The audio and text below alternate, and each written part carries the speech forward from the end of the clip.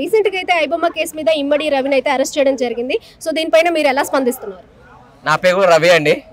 నేను dressing star అంటారు, కానీ చాలా వరకు రవి అంటే వాళ్ళు ఎక్కడెక్కో ఎగిపోతారు. కానీ ఈ రవి అంటే అయినా ఒక ఇల్లీగల్గా ఫేమస్ అయిపోయారు. దీనికైతే చాలా వరకు పబ్లిక్ బాధపడుతున్నారో తెలియదు, ఇబ్బంది పడుతున్నారో తెలియదు. కానీ ఐబొమ్మ దాని మీద అయితే ఇది చాలా వరకు పబ్లిక్ మాకేంటంటే మూవీ రిలీజ్ అయిన వెంటనే చూసుకోవాలంటే ఐబొమ్మ, కానీ థియేటర్కి వెళ్ళి చూడాలంటే డబ్బులు ఎక్కువ.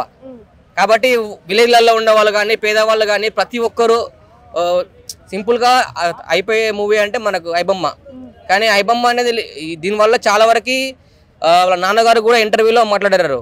ఏంటంటే మా అబ్బాయి తప్పు చేసిండు, ప్రభుత్వానికి తప్పు చేసిన వాళ్ళు కంపల్సరీ దొరకాలి అని చెప్పేసి మాట్లాడారు. అది మన ప్రెస్ మీట్లో కూడా మన చిరంజీవి గారు కూడా చెప్పారు. చాలా మూవీస్ లాస్ అయ్యాయి దీనివల్ల. ఏంటంటే ప్రతి ఒక్క అసలు ఐబొమ్మ వల్ల ఎవరు థియేటర్కి వెళ్ళి చూడట్లేదు. జస్ట్ మా అంటే ఒక first show, second show PR show ఉంటుంది ఫస్ట్, అండ్ ప్రెస్ మీట్ వాళ్ళది, తర్వాత నెక్స్ట్ ఖాళీ టికెట్స్. ప్రతి ఒక్కరు ఏమనుకుంటారు అంటే అందరూ అనుకునేది ఏంటంటే ఐబొమ్మలో వచ్చేస్తుంది 2 daysలో 1 dayలో చూడొచ్చు అని చెప్పేసి అనుకుంటున్నారు.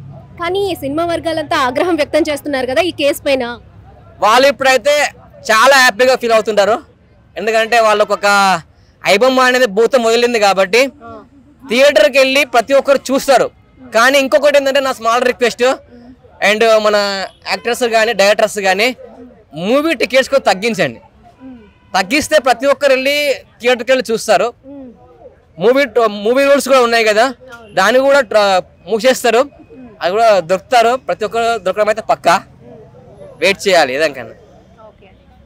సో ఇప్పుడైతే మీరు ఇమ్మడి రవిని మీరు సపోర్ట్ చేస్తున్నారని మీరు అంటున్నారా?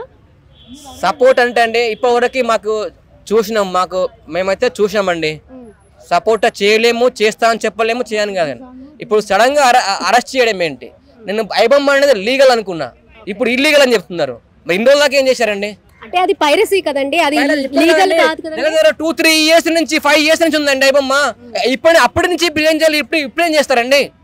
అలవాటు అయిపోయింది పబ్లిక్కి, ఐబొమ్మ అనేది అలవాటు అయిపోయింది. బప్పన్ టీవీ ఐబొమ్మ అలవాటు అయిపోయింది. ఇప్పుడు సడన్ గా వచ్చి అరెస్ట్ చేస్తే మళ్ళీ ఏం చేస్తారండి? మీరు ఆలోచించండి. మరి అప్పుడే పట్టుకోవాలి కదా, ఇండోళ్ళు ఏం చేసిరు అది. సో ఫైనల్ గా మీరేం చెప్పాలనుకుంటున్నారు దీని గురించి? నేను చెప్పడానికి మాటలు లేవండి. నేను చూశాను ఐబొమ్మ, చాలాసార్లు చూశాను. నేను థియేటర్కి వెళ్ళి కూడా చూశాను. మ్యాక్స్ థియేటర్కి వెళ్ళి చూడాలంటే బిగ్ మూవీస్ చూస్తాం అంతే. చిన్న మూవీస్ చూడాలంటే ఐబొమ్మ.